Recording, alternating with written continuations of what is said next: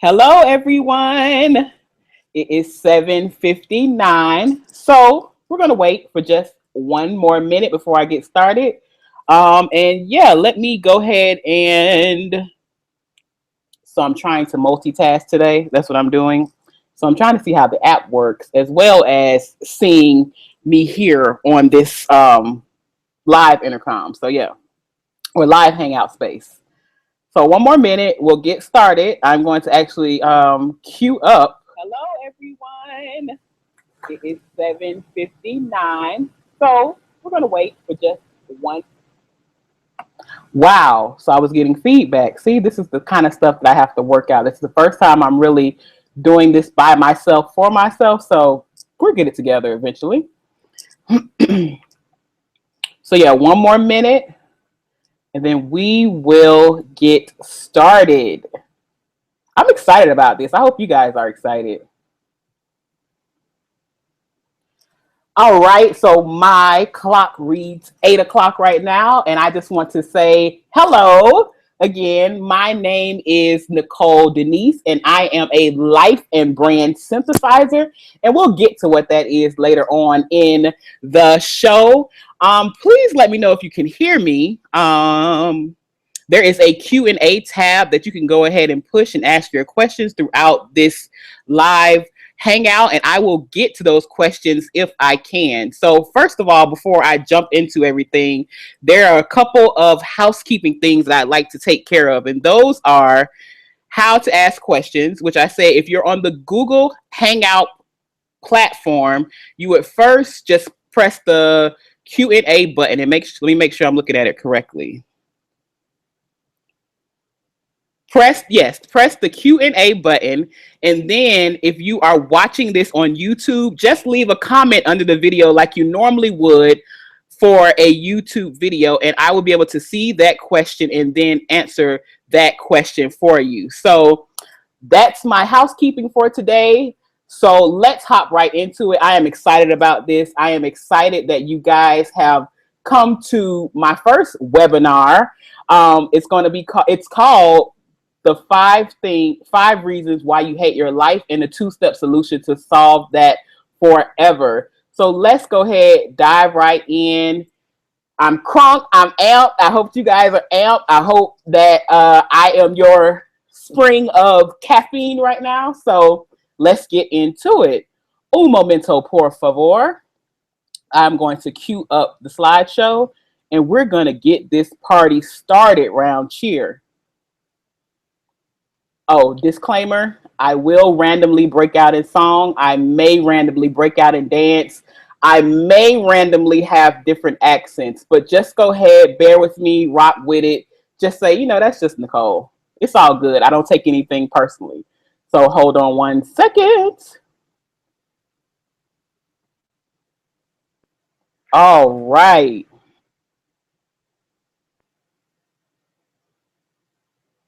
So you should see now,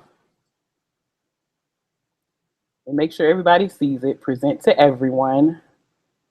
All right, so you should see right now in front of you, live, 5 reasons why you hate your life and the two-step solution that can change that forever.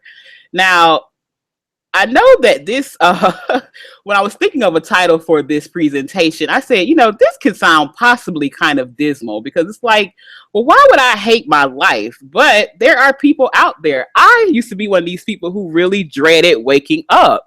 I was depressed. I was anxious. I was worried day in and day out. And I was just like, you know what? This blows. This sucks. This is for the birds. And another disclaimer I'll throw out. I'm a straight shooter to the point. Forgive me. Sorry if it hurts your feelings. Don't try to offend anybody, but I just want you to know that I'm just going to say what it is so we can go ahead and get to the point and get you to loving the life and having the life that you desire. So here goes.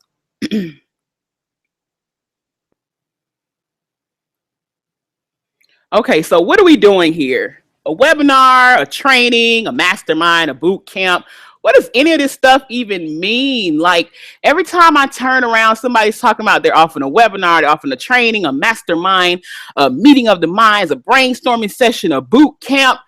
And I'm just like, ay, ay, ay, ay, ay, ay, ay, what is this? So I wanted to ask you guys, what do you think you're doing here? Well, I'll tell you this. Buzzwords kill my vibe. I don't like buzzwords. So to do away with all the buzzwords with webinar training and all that jazz, this is what we're going to do today. We're going to call this a good old fashioned chit chat. Just one fellow human being to the other. That's all we're doing. I'm just having a conversation with you. I'm going to tell you some things that I've learned on my journey, and hopefully those things can help you on your journey. It's as simple as that. And all I need is just 45 minutes of your time. I'm actually going to try to cut it down to 30 minutes, but I am a chatty Cathy when I get passionate about something. So I will attempt to keep it at under 45 minutes. But if it goes a little over, just, forgive me, continue listening, and yeah, send some virtual Nicole, you need to move on vibes through the computer, and then I'll move on.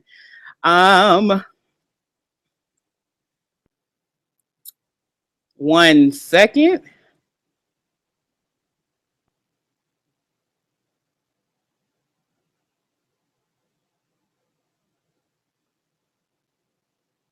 I lost my queue up. Hold on 2 seconds.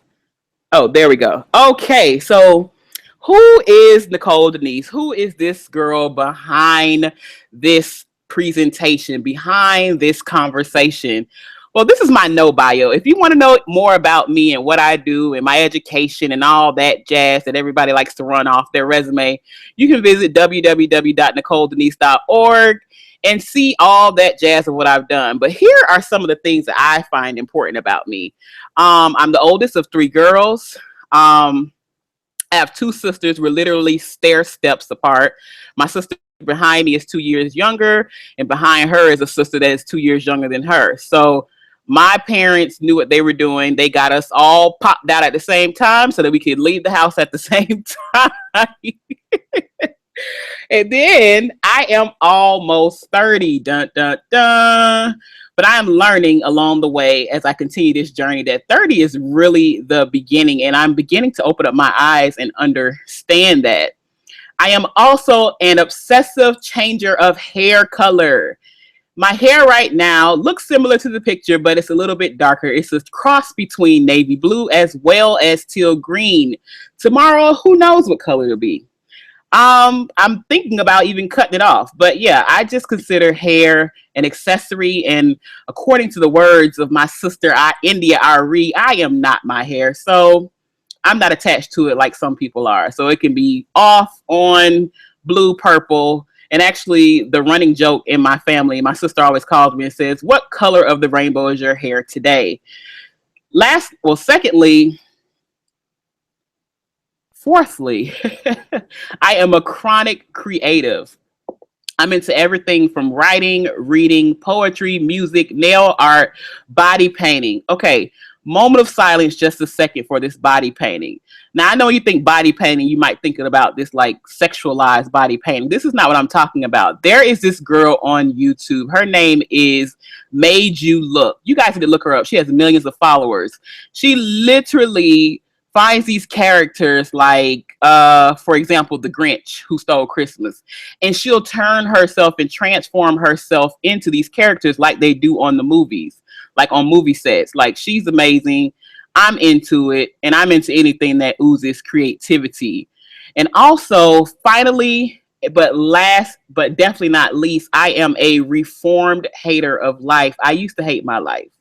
I did. I dreaded waking up. Like I said earlier, I was just over it. I was like, this is for the birds. Like, I mean, there has to be more than this than to me wake up every day depressed, sad, confused, not knowing what to do. I just was like, what more is there? Other people talk about this joy and this happiness. Why can't I have it? So today I'm going to tell you guys basically the 5 reasons that I found as to why I hated my life, and maybe they might ring familiar to you. And then I'm going to tell you the truth about those reasons, as well as the 2-step process I took to get myself out of hating my life. So I'll go on. I've done some pretty awesome things. I've been on radio. I've helped produce a magazine. I have worked with big brands like Macy's, Yahoo, and a plethora of other no home. Not no home. What are they called? Non-household name brands, but still just as cool. I have also met some pretty awesome people along the way. If you see this picture right here, I completed my first 5K last year. And instead of, because this is the creative part coming out of me, instead of just saying, hey, I'm just going to do a regular 5K, because side note, I have this ultimate desire to be a triathlete one day. Yeah, we'll talk about that later. But so I decided the first step to it was to go ahead and do a 5K. But instead of just doing a regular 5K where they say, go, you run, you sweat, you do what you do, then you go home. No, I decided it would be an awesome idea with my creative self to go and do a 5K where they actually throw colored powder on you along the way. It's called the Color Fun Fest. Now, was it a good idea? Possibly.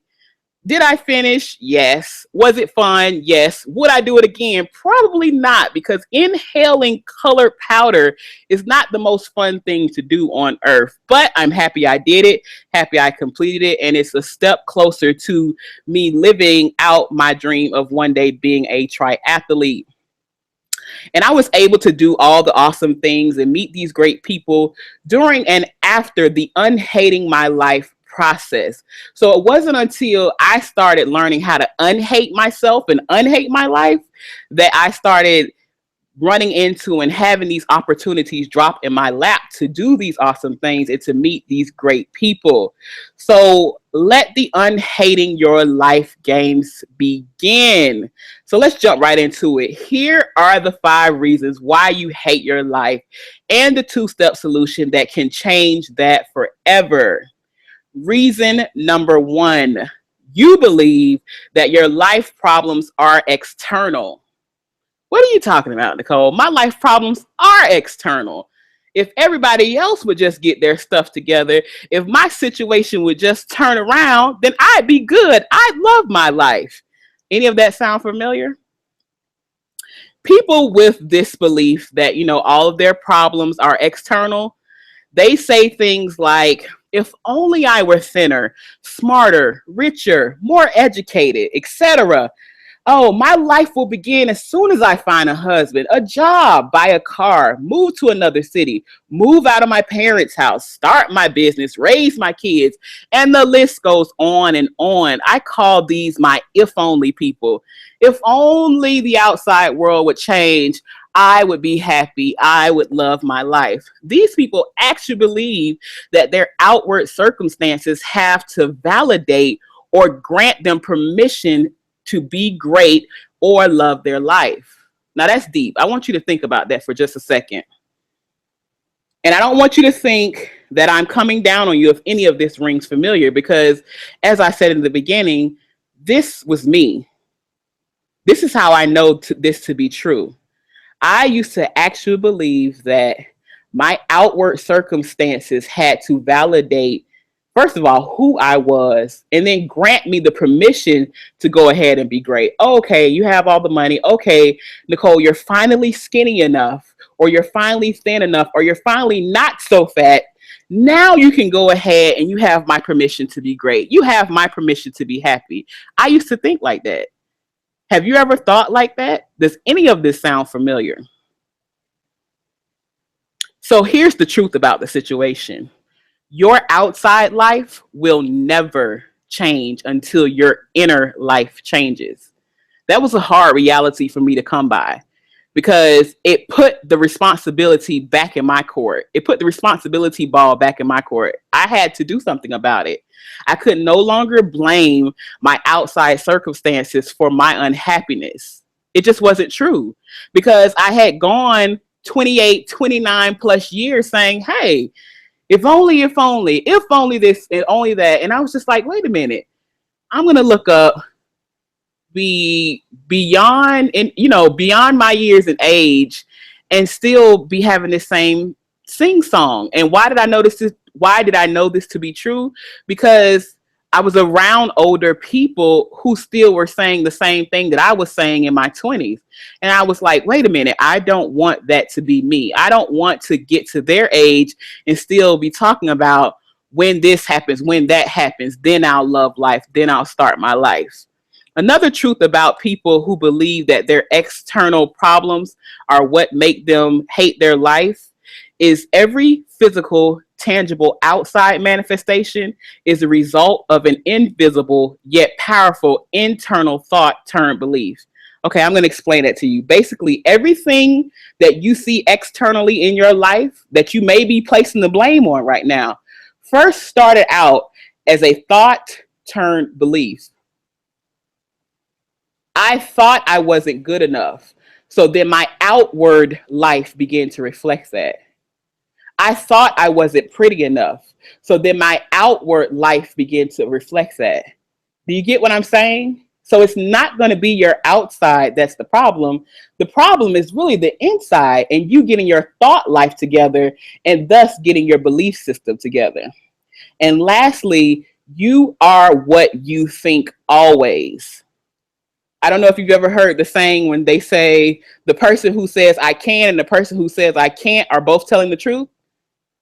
Because what you think is what you are. It's as simple as that. Like there is no other way around it. You think that you think, therefore you are.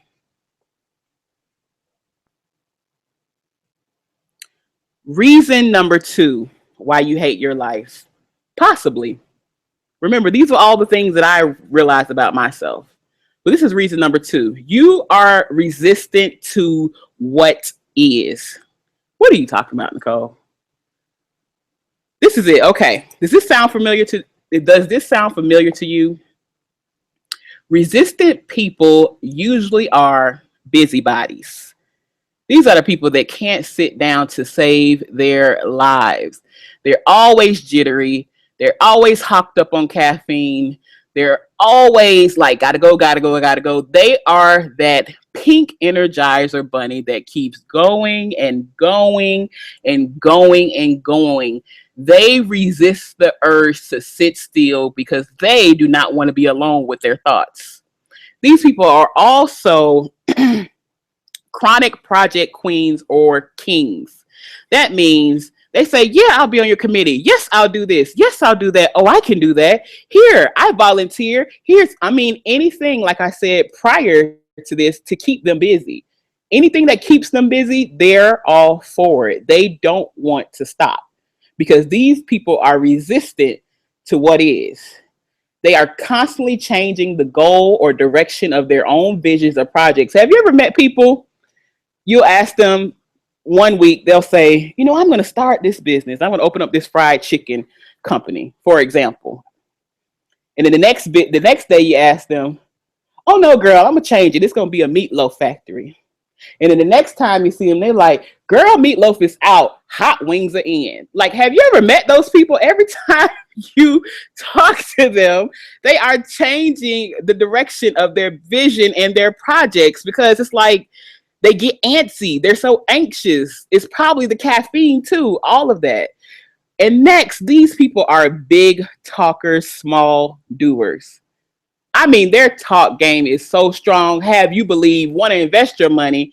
And then when it comes for them to actually make good on their word, where's the results? No results. Big talkers, small doers. These people also are generally complainers and drama queens. Okay. I'm going to lump them together because this is the same person. I'm going to lump them together because this is how I was.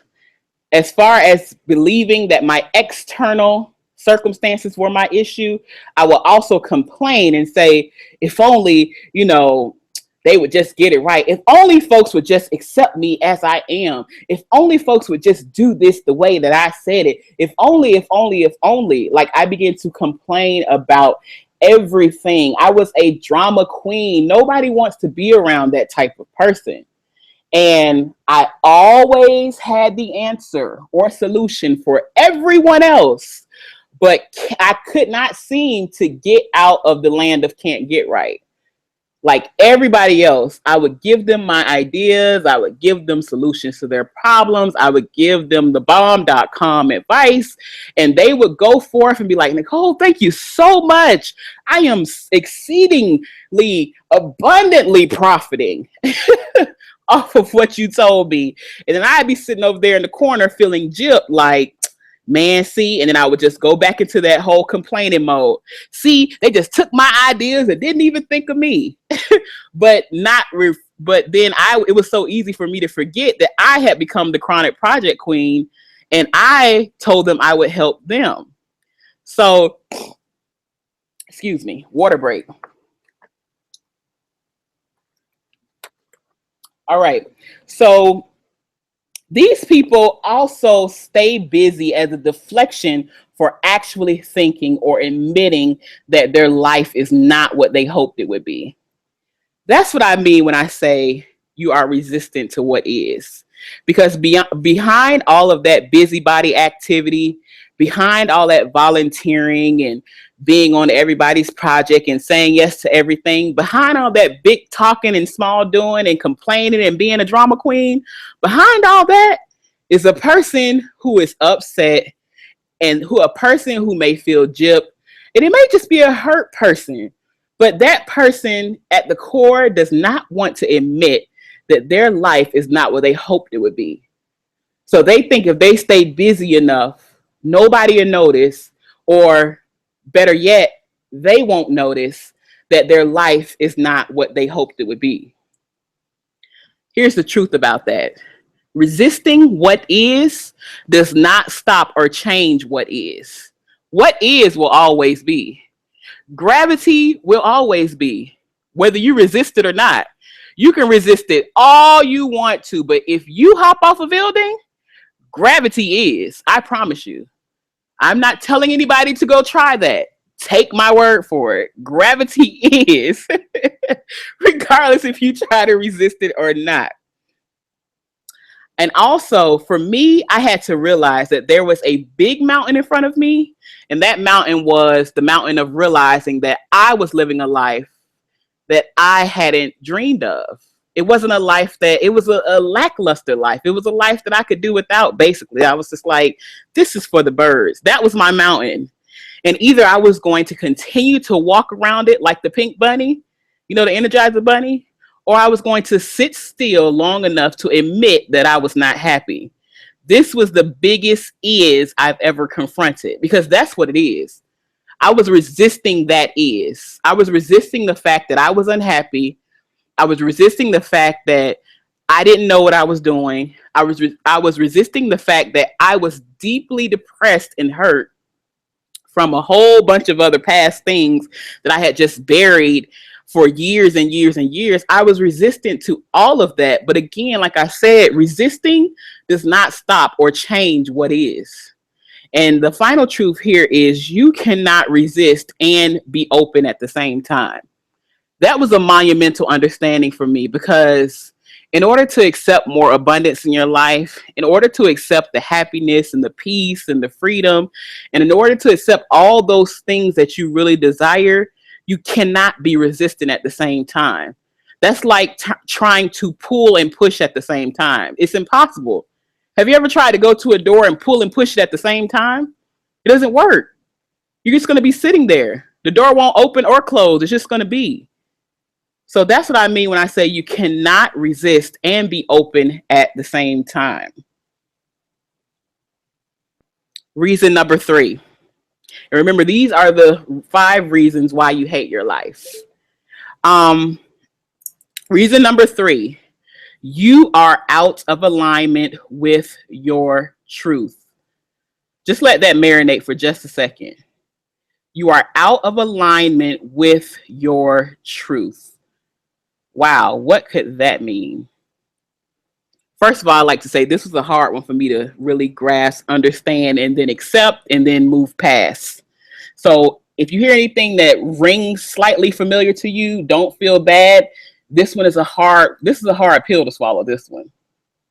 Okay, so unaligned people are always on. What do I mean when I say on? They are ready. Lights, cameras, actions. They have masks in every color and for every occasion. They are the people. If you need them to be happy, they're happy. If you need them to be sad, they're sad. You need them to cry on cue, they cry on cue. They are those people. They are when they're with this group of people, they're this way. When they're with this group of people, they're that way. Like, they are always on. You never see them sweat. Unaligned people are also extremely uncomfortable with being in their own skin. I remember there was a time where I would do things on the rare occasion when the real Nicole, she would kind of sneak out of her shell, and I would do something and I would be like, oh, for example, this is going to sound really crazy, but this is the kind of stuff and the kind of tricks that my mind would play on me. Like, I would listen to the type of music that I really liked, that I just naturally gravitated towards. And I would hear the song, I would be happy, I would sing along, I would dance. And then right after that song would go off, I would feel extremely uncomfortable, even guilty for enjoying the song. Like, what in the world is that? To feel guilt for being happy. Like, that's how, when you're unaligned with your truth, how your mind will play tricks on you. It's not a fun place to be. Again, these people are extremely uncomfortable with being in their own skin. Unaligned people find it difficult to loosen up or have fun. Again, I would be invited out to places with friends. We would go to different venues, and I would be having an awesome time. And then all of a sudden there would just be like this shift, like in my thinking or in my mind or in my mood, however you want to put it. But it would just kind of like the fun police, basically, an internal fun police that say, hey, Nicole, you're having too much fun. Time for you to get uptight. Time for you to take yourself too seriously. Time for you to just stop having fun, because this is just not right. And it took me forever to figure out what that thing was that was like making me feel so uptight about being free and about being who I was. Unaligned people also get angry or insecure when people see or witness them off their A game. Showing unrehearsed emotion is a no-no in their rule book. Now, I told you at first, these people have masks. They can cry on cue. But if that emotion is not unrehearsed, if you didn't tell them to clap for 5 seconds, or if you didn't tell them that they need to be this way in front of these people, and then you actually slip up on them actually showing real emotions, these people are not happy about that. Or they feel extremely insecure about it. I used to absolutely hate crying in front of people, because I naturally, well, I won't say naturally, but I'm a very sensitive person. And the waterworks were just an automatic for me. Like, I was a waterhead. I got picked on for it and everything. Like, you always crying about something. My parents would tell me to stop crying so much. My sisters would laugh at me. People that really knew me, like, I was convinced that people needed to stay away from me, because if they had any chance to catch me off my A game and actually see me cry, then they had me. They could take advantage of that. They could make fun of me. They could tell me how, less than strong I was, or how weak I was. So when I was unaligned with my truth, that was a big deal. Like, you were not going to see me cry. You were not going to see me sweat. You were not going to see me not have it all together. But then when I would go home, I would completely crumble and be exhausted behind the scenes, because that wasn't who I was. I was just being this person for all of these people, but that just wasn't who I was.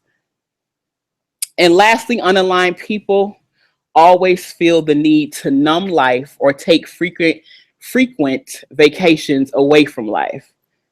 Like I just said, you're exhausted after playing so many roles. You're exhausted. Like, it is complete. Like, I mean, have you ever had people say, oh, I'm just going home to unwind, and they drink? Folks nowadays, that's, the norm, because TV and media shows that, you and your bottle of Moscato is a normal thing. But when you're having to drink a bottle, not a glass, when you're having to drink a bottle of Moscato every night, that's an issue. What in the world are you trying to numb? Alcohol is a depressant. You're trying to numb something. What is it that you're so stressed out from that you can't wait to come home, kick off your shoes, and down this bottle of Moscato? Now, please don't take this as somebody I'm coming down on people who drink. I don't care what you do. You can do whatever you want to do. But what I'm saying is, I just want you to kind of just notice those things. What is it that you're having to numb? Why do you feel like you have to take so many breaks away from being yourself? What is that? I'll tell you what it is. It's being unaligned with your truth. And here's the truth. Now that we're talking about truth, if you were living fully aligned with your truth, there would be no need to act or be on. Nowadays, especially, this is the running joke now because I'm about to be 30, Cinco de Mayo. Nowadays, there is no act with Nicole. She comes, you get what you see. You see what you get. Like it, love it, leave it. Either way, it is what it is. I don't act, I don't put on. Now, I'm not saying that I'm all over the place and I don't know how to engage to make people feel comfortable. But what I'm saying is I still have to be me in the equation. Yes, I can go in and out of many different circles, but I'm still me. I take me along for the ride now. I used to just take the mask instead of taking me along for the ride. So that's what I mean. I'm no longer on. And what I found is, oh my goodness, I can actually integrate and be a part of these different circles and not feel exhausted because I'm actually being me, but still get the beauty of interacting with multicultural people or diverse background people or just people with different viewpoints than me and really seeing, what God has created as differences in us and the beauty of us. So that's what I mean when I say I'm no longer on. And another truth is a resistant life is an exhausting life. And I've said that more than enough, but that's just it summed up. A resistant life is an exhausting life. And this type of lifestyle, an unaligned, and that's going to be different. Actually, yeah, we're talking about unalignment. So I kind of had a boo-boo there. Skirt. An unaligned life is an exhausting life. And an unaligned life leads to resentment, insanity, and inevitably a crash and burn. And this is what happened to me. I had a nervous breakdown, literally. Like, I thought I was going cuckoo for Cocoa Puffs. I thought I was crazy. I thought I was insane. Because I had literally played so many people that I started, A, to believe the hype of these people, B, couldn't understand why I couldn't live up to the hype of these people, and C, started to hate myself even more because I couldn't live up to the characters that I had created. How crazy does that sound? Yeah, it was inevitable for me to actually have a crash and burn. Another truth is keeping up appearances only gets you so far. Yeah, there are definitely glass ceilings. You know how the saying goes, real recognizes real? That's true. Now, all that is intuition. People know when they're dealing with somebody who's being genuine, and people know when they're dealing with somebody who is being on or keeping up appearances. You don't want to be the latter because that leaves a bad taste in people's mouths. And if we even leave people out the equation, that leaves a bad taste in your mouth. Because like I told you, you're exhausted. And then you have to try to keep up and remember what you said. Who has time for that? That's crazy. Lastly, you know the truth about you, so why lie? I think one of the worst things, or I won't say worse, I think one of the largest disservices we can do to ourselves as ourselves, if that makes sense.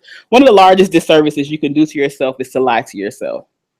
You live with you every day. You can't take you off. So even if your whole thing with this was, well, I'm just going to, play this role for the people out there. Even if you came back and you took off all your layers and all of your play makeup, so to speak, and you still told yourself the truth, you would be better off than somebody that actually believe the hype, because that's a recipe for insanity. Like, you start believing those things that are fictitious. So yeah, just think about that. Now we're on to reason number 4. Reason number 4 why you hate your life: you are harboring unforgiveness. This one, yeah, this is a big one. People harboring unforgiveness have deep seated trust issues. These are the people who tell you all the time, I don't trust people. They're going to do me wrong. I just don't trust them. I don't trust nobody. Don't need nobody because I don't trust nobody. They also believe in the me against the world mentality. Every time you hear this person's speech or this story that they tell, the storyline that they use, it's always, oh, it's just me against the world. I hear this a lot from single mothers who are done, so to speak, with men because of the person they decided to procreate with. So all men are like this, and they always say, it's just me and my kids against the world. And my thing is always like, what do those kids have to do with it? Why I got to be the kids? Why can't they have the possibility of actually loving men and women equally? Because what that says to me is, it's like, when you have that type of negativity and that type of deep-seated anger inside of you and that type of unforgiveness harbored inside of you, like, that spills over into children, and children shouldn't have to put up with the things that you decided that you would do. I hope that makes sense. But yeah, that always kind of bothers me when there are children involved. Like, if you, for example, again, I told you I'm a straight shooter. If you want to run your own life into the ground, that's you. But your children should not have to suffer that. I'm going to digress because I don't have children, but I have a heart for them. So, next, people harboring unforgiveness are easily jealous or envious of others and constantly compare their less fortune, for example, to the fault of others, their past or missed opportunities, etc. These are the people that are saying, you know why I'm like this? Because my mama didn't care about me. You know why I'm like this? Because I don't know my daddy. You know why I'm like this? Because they didn't give me the opportunity. I didn't get the inheritance money. These are just all examples, but I know you've heard these things before, and you've probably said them before. I've said these things before. As I began the end of my downward spiral, it was after my father passed away. And I was pissed.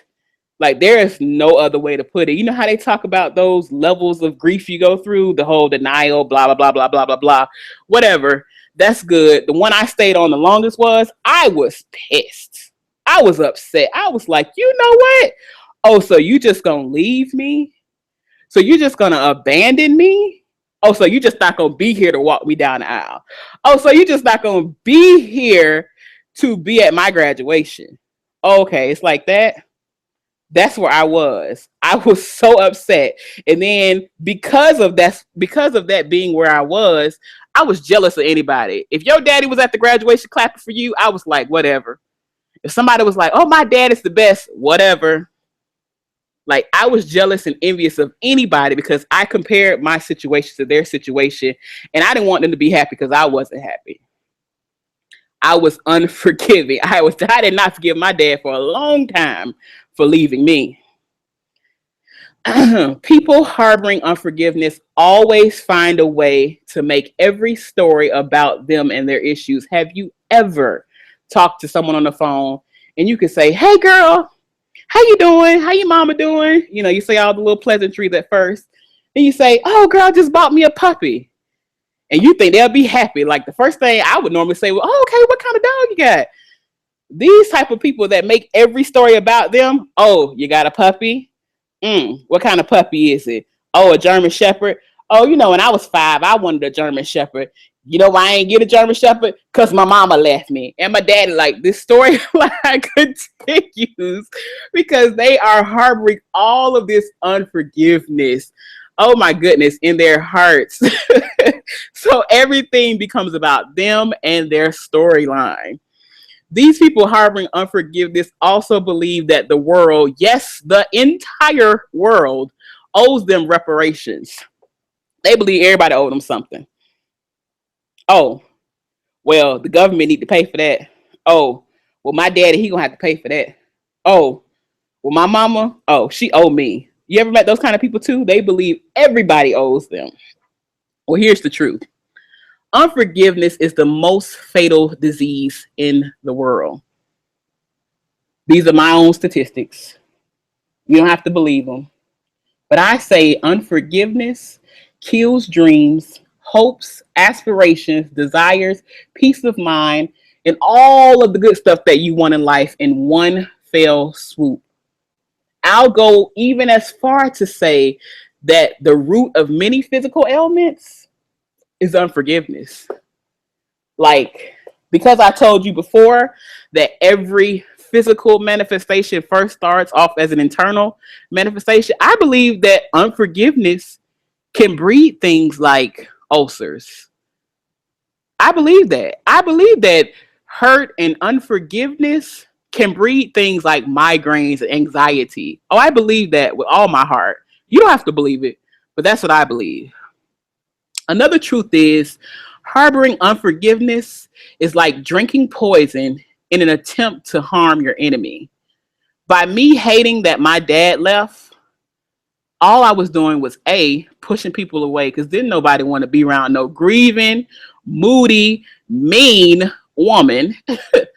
And B, I couldn't allow happiness into my life for other people because I was so upset and unforgiving of my father for what I believe was abandonment. It's that same thing of resisting what is. I was trying to push and pull the door. So I wanted love. I needed love. I needed to be held. I needed to be consoled and told it was going to be okay. But I pushed everything away because I was so PO'd that he had left. And here's the final reason. You are afraid of confronting the real you. This was the big one. This encompasses all of it. Fear. You're afraid to know who you really are. You're afraid to know who God created. It just seems too big, too magnified, too whatever you think it is. People with this fear of of knowing themselves, they avoid vulnerability like the plague. These people don't want to be vulnerable. I'm hard, I'm tough, I'm a gangster, I'm a whatever you call it. I'm a strong woman, I'm an independent woman. I don't need nobody for nothing. People who fear knowing the real them avoid vulnerability like the plague. These same people are easily swayed by the masses and the trends. Because they want to avoid vulnerability, they do everything that everybody else does. They fit in with the robots. If Nicki Minaj, just using her as an example, don't have anything against Nicki Minaj. Nicki Minaj is doing Nicki Minaj. But if Nicki Minaj says pink hair is in, this person goes and gets pink hair because this person doesn't want to be detected that they have a fear of being vulnerable, A, and being themselves, B. These people also have no original thoughts. That's in the same box. Well, no original thoughts that they actually share. They are prone to gossip and they are prone to jump on any moving bandwagon. These are what I call the, what do I call them? The Facebook activists. Yes.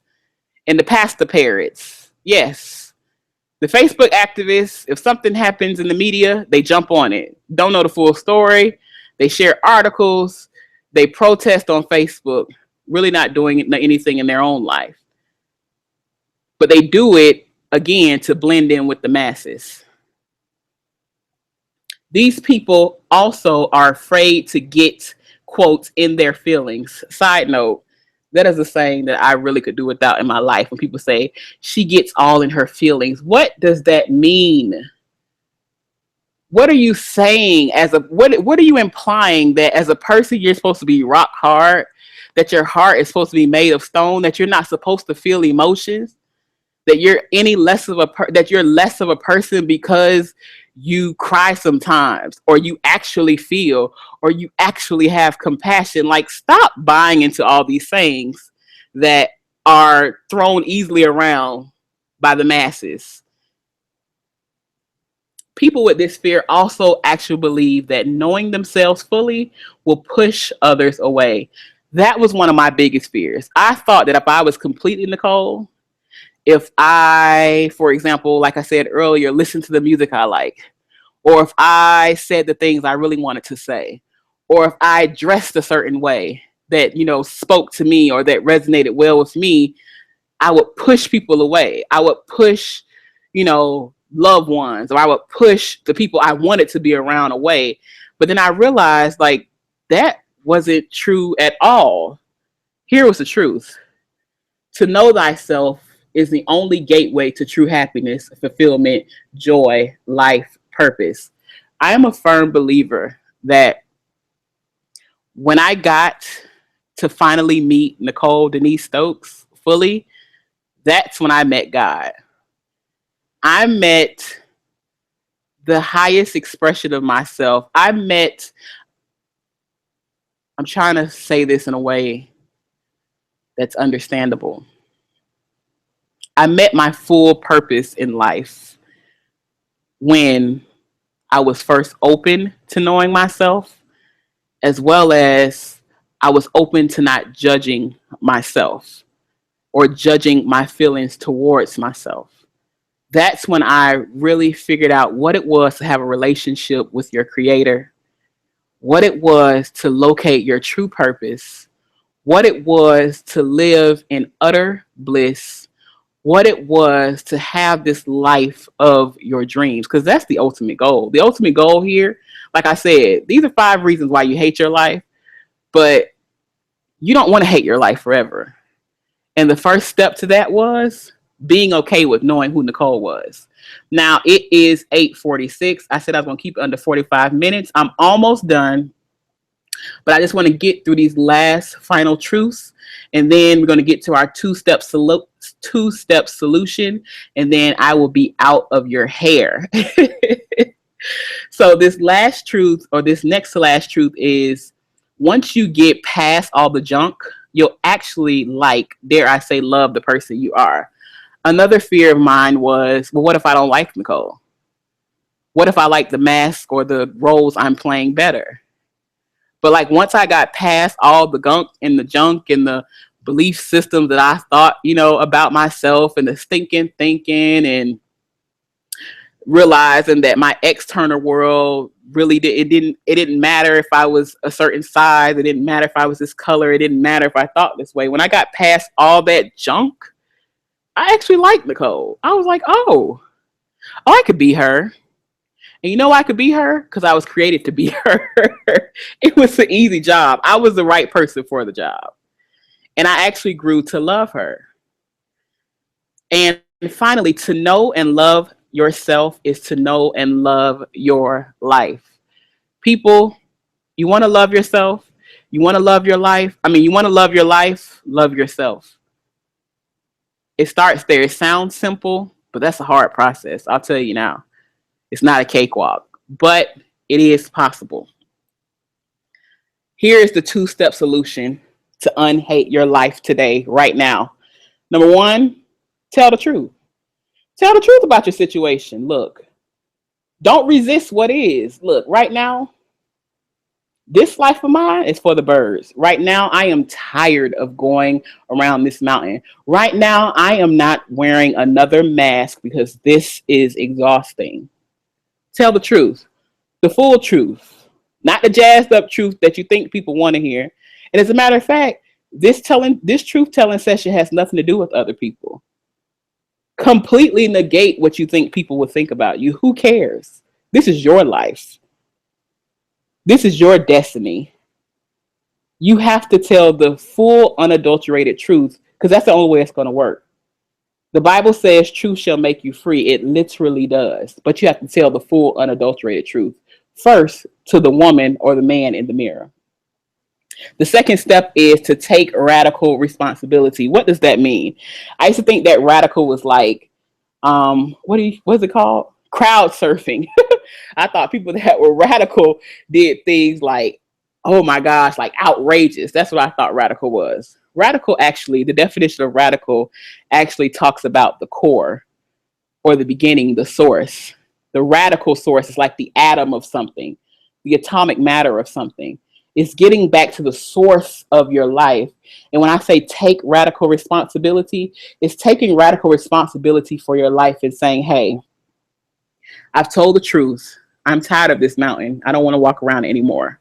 So you know what? I'm going to take responsibility for my actions. Hey, Nicole, you've been walking around this mountain. It's time to stop. And I'm going to actually, excuse me, I'm going to take responsibility for my life.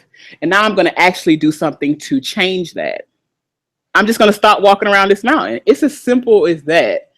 It's getting back to the source of things that really matter. And what I've learned on this journey of unhating my life and learning to love myself and love my life and love, it's really getting back to simplicity. It's letting all the complexities of this world, of the things that I thought that I had to have in order to be happy, letting all that go and getting back to the basics. I just need love, good music, laughter, sunshine every now and again, maybe a little bit of snow. I'll leave that alone. I'm a Florida baby in the blood, even though I want to move up north. I just need those little simple things and I'm good. A book, you know, some writing. Like I'm a very simple person, and it's about finding your radical truth. Getting to that radical core, like what matters to you, and then doing that. That's a solution right there. Once you tell the truth and then tap into your core and then start doing things that are, what is the word I'm looking for? Start doing things that help your core desires come to fruition. That's it. Before you know it, you'll look up, you'll be like, oh, I love this. This is good. I like this life. So you need help to do those two things? I got two solutions. You can get the book. The first one is I'm Doing This to Me. This is my entire life story of how I went from having a nervous breakdown, hating my life, getting back up, figuring out how to have all the voices that I talked about earlier stop, figure out who Nicole was to get to where I am today. You can get that book, or you can get me. Like I said earlier in the first part of this presentation, I am a life and brand synthesizer. To synthesize simply means that I understand all the small moving parts that makes your big vision possible for either your life or your brand or both. If you want to talk to me, start at NicoleDenise.org. Click consultation and you get me. You get a free 30 minutes to talk to me. I give you an assessment and then we can figure out if we're a good fit to work together. If you want to get the book, you can click my offering. You can go to the website, click my offerings, and then purchase the book. It's available right now on Amazon. You can get it in print as well as in digital copies. So you guys, I hope that helped you. I hope you had an awesome time here. I hope you learned something. I hope this was useful because it's my goal to put out good information in the world and to really help people live their best life right now. So if you have any questions for me, go ahead and leave them in the comment section below the videos. That's whether you're on the Google Plus platform or if you're on the YouTube platform. I will see those questions. I will also answer as many as I can. Also, if you have a direct question that you want to ask me privately, info@NicoleDenise.org is my private email account, and I will answer those questions for you. So until next time, I'm going to take you off of this so you guys can see my beautiful face. Stop sharing. Bye. You see me? That was fun. I went a little bit over, but it's all good, late hood. All right, you guys, let me know. Tell me how your journey is going. Tell me if you're beginning the process of unhating your life. tell me if any of this stuff is working for you, because ultimately that's all I really care about. I want it to work for you. So have a good night. Adios.